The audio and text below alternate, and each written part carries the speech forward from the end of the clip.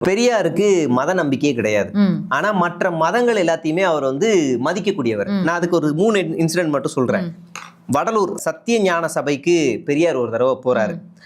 அப்போ ஒரு கட்டம் வரைக்கும் வந்தவர் ஜோதி எரிந்து கொண்டிருக்குது. அதை பார்த்துட்டு உள்ள நுழையாம அப்படியே நின்றுறாரு.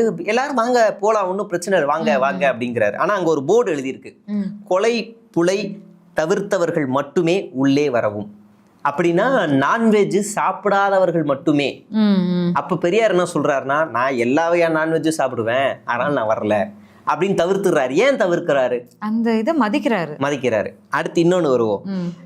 சைவ பழமான திருவிக்காவுடன் பெரியாரின் நட்பு உருக்கமானது. நான் செத்தால் அழுவதற்கு என நீங்கள் தான் இருக்கிறீர்கள் என இறப்புக்கு சில நாட்கள் முன் பெரியாரிடம் சொன்னவர் திருவிக்கா. அப்புறமா திருவிக்கா இறந்துடுறாரு. அப்ப பெரியார் தன்னுடைய தொண்டர்களோட மயானத்துக்கு போறாரு. திராவிட கழகத்தினர் திருவிக்காவுக்கு கொல்லி வைக்கிறதுக்காக காத்துக்கிட்டு இருக்காங்க. அப்ப அந்த நேரத்துல என்ன நடக்குதுன்னா, தமிழ் அறிஞர்களான ஆசே ஞான சம்பந்தனும் மு வரதராசனும் வந்து திருவிக்கா அவர்கள் வந்து இவருக்கு நாங்க தான் கொல்லி வைப்போம் அப்படிங்கிறாங்க. அப்ப இவர் என்ன செய்யறாருன்னா, சரி தொண்டர்கள்லாம் வெளியில வந்துருங்க, கொல்லி வைக்கட்டும் அப்படின்றாரு. அதே மாதிரி இன்னொன்று ஒரு முக்கியமான விஷயம், குன்றக்குடி அடிகளார் அவரை வந்து பெரியார் பார்க்க போகும்போது அவர் என்ன செய்யறாருன்னா, நெத்தியில வந்து வச்சு விட்டுறாரு.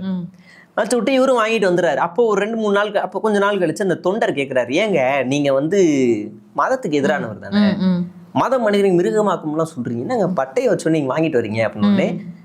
நான் எடுத்து வைக்கல, அவர் எடுத்து என்னமே வைக்கிறாரு. அவர் வைக்கும்போது நான் முகத்தை சுழிச்சுக்கிட்டாலோ இல்லை திருப்பிக்கிட்டாலோ அது அவரை அவமானப்படுத்துற மாதிரி, அது அவருடைய நம்பிக்கை. நான் அவரை எப்படி மாத்தணுங்கிறலாம் அப்புறம், இப்ப நான் அவரை கொச்சப்படுத்த முடியாது, அதனால நான் அதை மதிக்கிறேன் அப்படிங்கிறாரு. இப்ப பெரியாருக்கு கடவுள் நம்பிக்கை இல்லை, மற்ற மதத்தை வந்து மதிக்கிறார்ல, இந்த ஆச்சரிய குறிக்க யார் போய் சொல்லுவா? கொள்கை தலைவரை பத்தி எதுவுமே தெரியாத ஒரு ஆச்சரிய குறி. நம்ம தற்குறின்னு சொல்லக்கூடாது, அதனால ஆச்சரிய குறி சொல்றோம். இதுதான் ஃபேக்ட்.